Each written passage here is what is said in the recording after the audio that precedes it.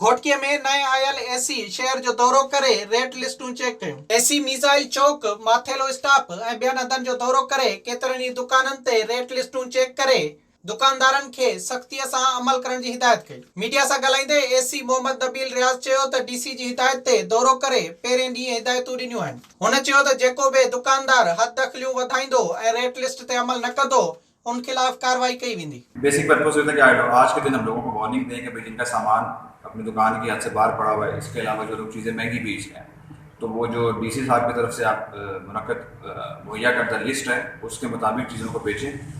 लोगों को जितना रिलीफ हम हो सकेगा प्रोवाइड करेंगे। डीसी साहब की इस पर क्लियर डायरेक्शन है।